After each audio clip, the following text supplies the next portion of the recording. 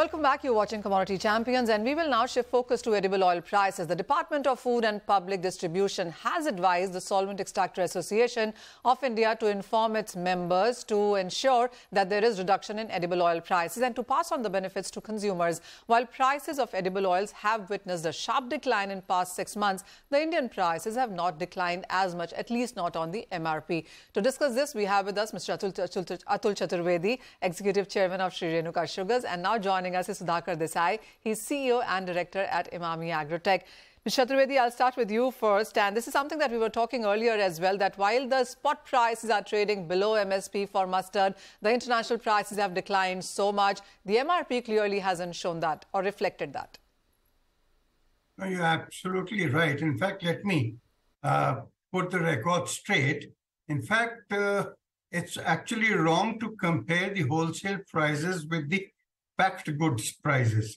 In fact, whatever is quoted on the exchanges is on a plus tax basis. So when we are comparing the prices on the market prices and the packed oil prices or other MRP, the picture is that you first add another 5% as tax. And then you have the wholesaler margin of close to about 4%. Then the retailer margin of anything between 6 to 8%. And then you have the packing cost of anywhere between 6 to 8%. And plus the distribution cost of about anywhere between 5 to 7%. So overall, you have a cost plus of about 25 to 30%. So if the MRP is 25 to 30% higher than the wholesale price, then it's not very high. But to agree to what you're saying, the prices in the international market have been falling so rapidly, and the effect of that to come into the at the retail level, it takes a minimum of 3 weeks. And the other problem is that once the goods leave the factory premises, you cannot change the price. There's a rule which says that the MRP needs to be printed in the factory itself. So what mills normally do is try and keep the MRP a little high. So if in the event of prices going up, they don't need to do anything about that.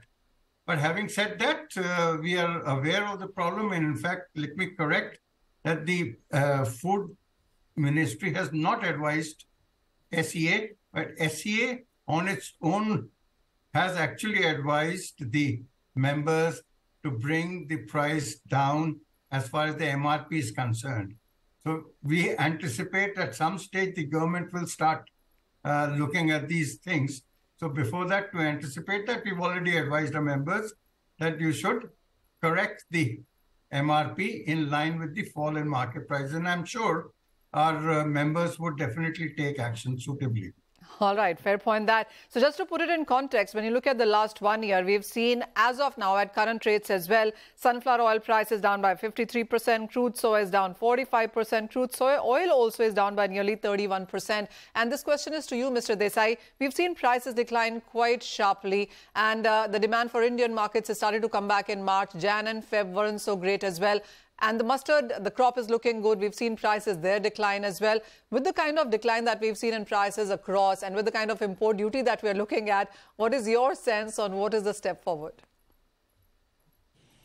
Step forward is very serious, and we need to really take a look at what's happening in this veg oil ecosystem. Number one, due to steep fall in prices of 45-50% that which you mentioned, going back.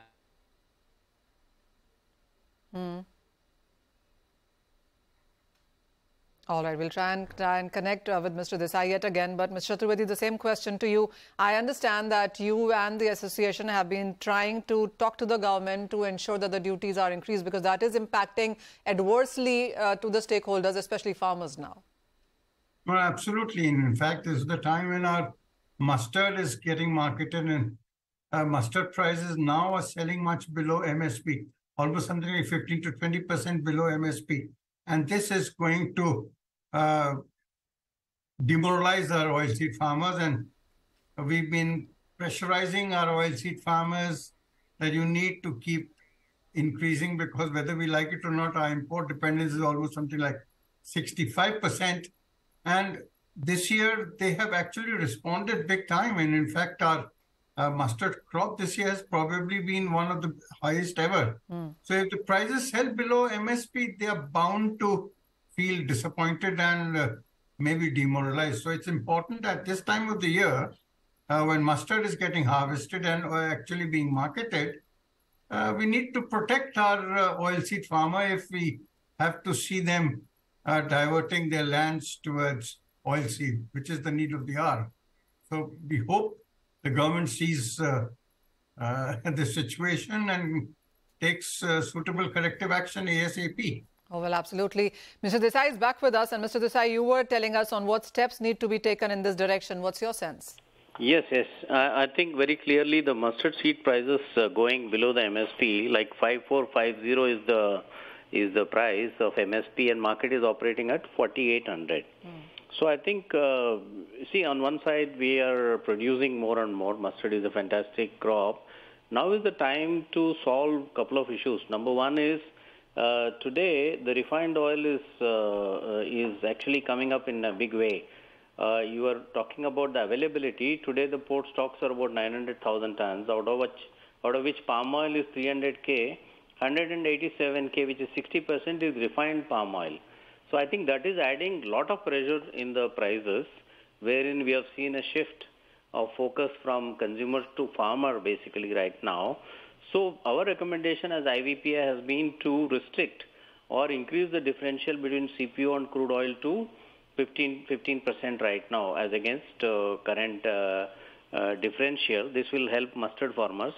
Number two, also relook at the absolute duty also, because we all have a responsibility to see the mustard seed prices to go above MSP. Right. Otherwise, how are we going towards self-sufficiency basically? So I see these two as important thing. Third one on the prices, today we have a very strange confluence of prices. Palm, sunflower and soybean oil all at the same price. Today consumer is very happy that the prices have not only come down, but all oils are available at more or less same price. So this is what is happening at the moment in the markets. Mr. Desai, also, you talked about the availability, which is quite enough right now. When you look at the imports as well, they have continued to increase as well. But overall demand on ground, how has that been? Demand has been very poor.